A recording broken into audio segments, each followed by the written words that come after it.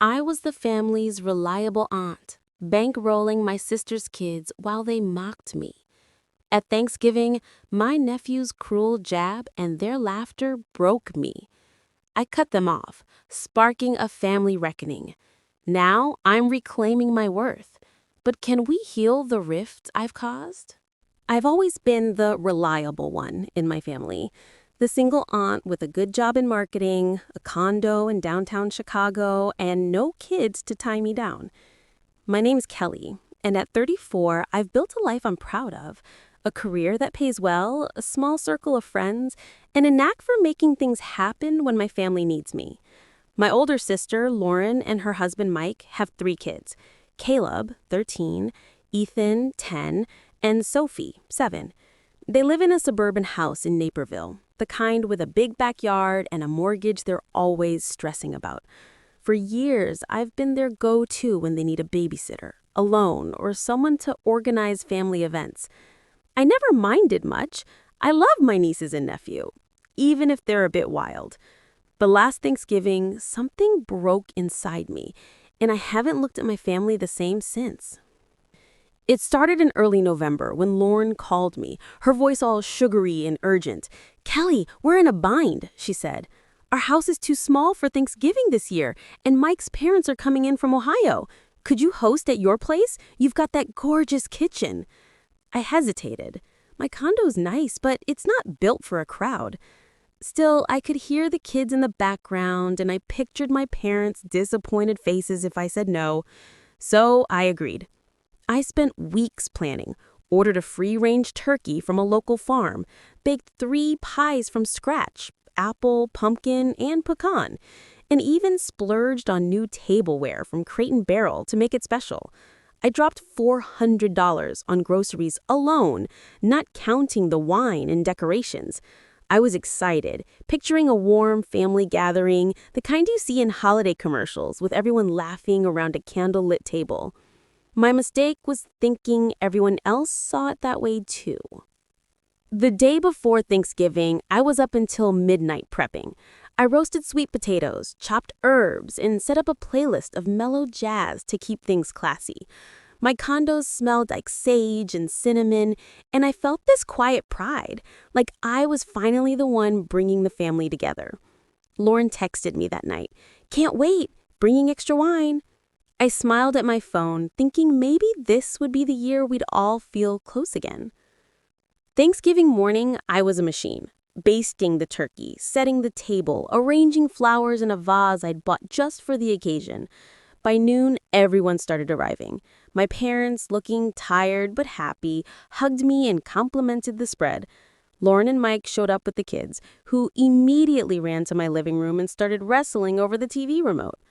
Mike's parents, Ed and Diane, arrived with a store-bought green bean casserole, which I graciously added to the table.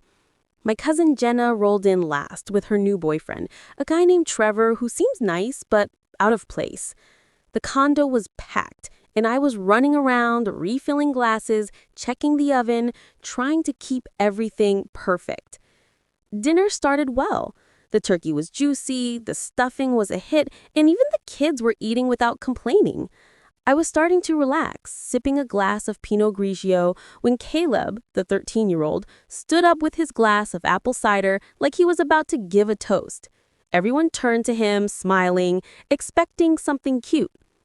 "I just want to thank Aunt Kelly for hosting, even though she's only doing it to show off her money." The table went quiet for a split second, like everyone was waiting for the punchline. Then Lauren burst out laughing. Mike smirked, leaning back in his chair like he was watching a comedy show. My parents looked at their plates, and Ed and Diane exchanged an awkward glance. I felt my face burn, but I forced a smile, thinking maybe it was just a dumb kid joke. Then Caleb kept going, his voice louder, more confident. "Dad says you're always trying to act like you're better than us because you don't have a family." This time, no one laughed right away, but Mike nodded slightly like he was proud of his son for speaking truth.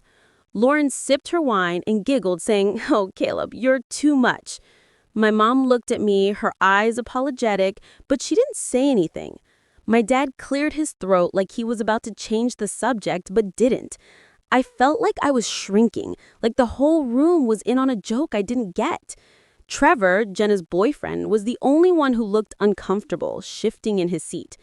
I excused myself to the kitchen, pretending I needed to check the pies, but really, I just needed to breathe.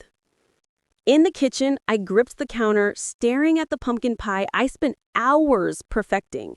I heard Lauren's voice from the dining room, whispering to Mike, "She can afford it. She's got no one else to spend it on." That's when it hit me. I'd been helping them for years, paying for their kids' summer camp when Mike got laid off, buying Lauren's car when hers broke down, covering Sophie's braces because their insurance wouldn't. I'd spent thousands, maybe tens of thousands over the years, thinking I was helping family. And this is how they saw me? A cash machine with no life of her own? I went back to the table, plastered on a smile, and served dessert. Everyone acted like nothing had happened. Caleb was playing on his phone, Lauren was posting photos of the food on Instagram, and Mike was telling a story about his new job. I nodded along, poured more wine, and waved everyone out the door when it was over. But that night, alone in my condo, surrounded by dirty dishes and half-eaten pies, something broke. I wasn't just hurt, I was done. The next morning, I logged into my bank account and canceled the monthly $120 I'd been sending to Lauren for the kids' extracurriculars. Soccer for Caleb, piano for Ethan, dance for Sophie. No warning, no explanation. I just stopped. I didn't feel guilty, not even a little. I felt free, like I'd finally taken something back for myself. I knew Lauren would notice eventually, and I knew she wouldn't take it quietly. But for the first time in years, I was ready for the fight. A week passed before Lauren noticed the money was gone. I was at my desk, sipping coffee and reviewing a campaign pitch when my phone buzzed. A text from Lauren. "Hey, the payment for Sophie's dance classes didn't go through. Did you forget?" I stared at the screen, my thumb hovering over the keyboard. I could have made an excuse, said it was a bank error, but I didn't. I left the message unread and went back to work. That night, she followed up. "Kelly, seriously, they're charging late fees. Can you fix this? It's for the kids." I poured a glass of wine, turned off my phone, and watched a movie. I wasn't going to let her guilt me anymore. By day 5, the calls started. 2 from Lauren, 1 from Mike, and then a voicemail from my mom. "Honey, I don't want to get in the middle, but can you call your sister? She's upset about the kids' activities. Something about the payment." I didn't call back right away. I needed time to figure out what I wanted to say, because once I started, I wasn't holding back. That evening, I called my mom. She answered on the first ring, her voice soft, like she was trying to keep the peace. I didn't let her finish her usual, "let's all get along" speech. I told her exactly what happened at Thanksgiving. Caleb's comments, Mike's smirk, Lauren's laughter, and the whisper about me having no one to spend my money on. I didn't raise my voice. I didn't cry. I just laid it out, plain and simple. There was a long pause. Then she said, "I didn't realize it was that bad. I thought Caleb was just being a teenager." I told her it wasn't just Caleb. It was Lauren and Mike, too, acting like my money was theirs, like I owed them because I didn't have kids. She didn't argue. She just said, "I'll talk to your sister." That was the first time I felt like someone in my family actually heard me. The next day, Lauren called again, this time angry. "What's your problem, Kelly? You're punishing my kids because of some dumb comment at Thanksgiving? You know how kids are." I stayed calm, which I think made her angrier. I said, "I'm done being your bank. You don't respect me, and I'm not funding your life anymore." She called me selfish, said I was jealous of her family, that I didn't understand how hard it was to raise kids. Mike texted me later, "You're tearing the family apart over a misunderstanding. Grow up." I didn't respond to either of them. I was done explaining myself. The family group chat went silent. No photos of the kids' soccer games, no updates about Mike's job, just nothing. I figured they were regrouping, probably bad-mouthing me behind my back. My cousin Jenna reached out, though. She'd been at Thanksgiving and saw the whole thing. "I'm sorry I didn't say anything," she texted. "Caleb was out of line, and Lauren and Mike were worse. You didn't deserve that." Her words meant more than I expected. It was the first time someone in the family acknowledged I wasn't overreacting. A week later, my dad called asking me to come over to their house in Oak Park on Sunday.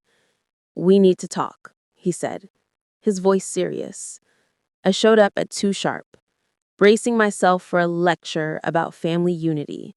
Lauren was already there, pacing the living room, her arms crossed. Mike was on the couch, looking like he'd rather be anywhere else. My mom sat in her usual armchair, her hands folded tightly. My dad stood by the fireplace, his face unreadable.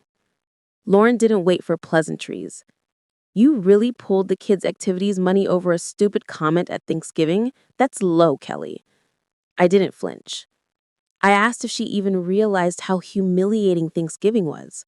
Her son mocking me in front of everyone, her laughing like it was nothing, and Mike acting like he'd won something. She rolled her eyes. "You're being dramatic. Caleb is a kid. He didn't mean it." That's when I snapped, just a little. "He didn't mean it? Then why did you laugh? Why did Mike nod like he agreed? You've been using me for years and you don't even see me as family. You see me as a wallet." The room went quiet. Mike shifted uncomfortably. My mom looked like she wanted to say something but didn't. Then my dad spoke, his voice low and steady. "Lauren, you need to listen. Kelly has been carrying you and Mike for years, and you let your son disrespect her in front of everyone. You didn't correct him, you laughed." Lauren opened her mouth, but he held up a hand. "I'm not done. You and Mike have been acting like her money is yours because she doesn't have kids. That stops now." I'd never heard my dad talk like that. He wasn't loud, but he was firm, like he'd been holding it in for years. Lauren was stunned. Mike stared at the floor. My mom finally spoke, her voice shaky. "We should have said something at Thanksgiving. I'm sorry, Kelly." It wasn't enough to erase the hurt, but it was something. Lauren didn't apologize. She just sat down, her face tight, like she was trying not to cry or scream. That night I went home feeling lighter but not healed. I knew Lauren wouldn't let this go easily. She'd always been good at playing the victim, and I was sure she'd find a way to spin this. But for the first time, I wasn't worried about what she'd do next. I'd drawn a line, and I wasn't crossing it again. The weeks after the family meeting were quiet. Too quiet. No texts from Lauren, no calls from Mike, just a strange silence in the family group chat. My mom kept me updated, though. She said Lauren had started budgeting better, even picking up a part-time job at a boutique to cover the kids' activities. Mike was spending more time with Caleb, trying to rein him in. Apparently, Caleb had gotten in trouble at school for talking back to a teacher, and Mike actually grounded him. No Xbox, no phone for a week. That was new. My parents were hopeful, saying Lauren and Mike were trying. I wanted to believe them, but I'd been burned too many times to get my hopes up. Then, 3 weeks later, Caleb showed up at my condo. It was a Saturday afternoon, and I was in sweatpants, editing a client's logo on my laptop. The doorbell rang, and there he was, standing on my doorstep with a backpack and a nervous look. "Can I talk to you?" he asked. I was so shocked I just nodded and let him in. He sat on my couch, fidgeting with the strap of his bag, and said, "I'm sorry about Thanksgiving. I didn't mean to make you feel bad. I was just repeating stuff I heard Dad say." My heart sank, but I didn't interrupt. He kept going. "Mom and Dad are fighting a lot now. They think I don't hear, but I do.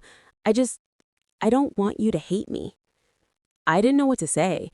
Part of me wanted to hug him, tell him it was okay, but another part was still angry. Not at him, but at the situation. I told him I didn't hate him, but he needed to understand that words hurt, and he couldn't just repeat what his parents said without thinking. He nodded, looking smaller than his 13 years. I offered him a soda, and we talked for a bit. About school, his soccer team, anything but the family drama. When he left, he hugged me, quick and awkward, like he wasn't sure if it was allowed. It was the first time I felt like maybe he wasn't a lost cause. A few days later, Lauren called, not to apologize, but to ask for a favor.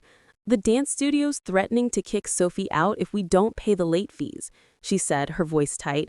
It's $150. Can you help? Just this once? I almost laughed. After everything, she still thought she could ask for money. I said, no, Lauren, you've got a job now. Figure it out.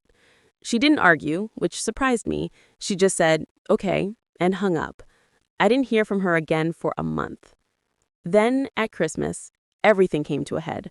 My parents hosted, like always, and Lauren and Mike showed up with the kids, looking like they'd been through a war. Lauren was quieter than usual, no Instagram posts, no big stories about her life. Mike was trying too hard to be cheerful, cracking dad jokes that didn't land.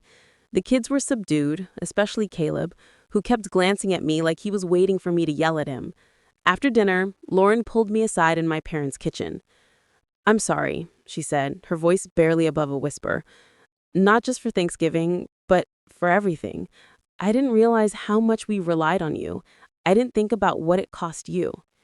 I waited for the catch, but there wasn't one. She said she and Mike were seeing a counselor, trying to fix their marriage and their parenting.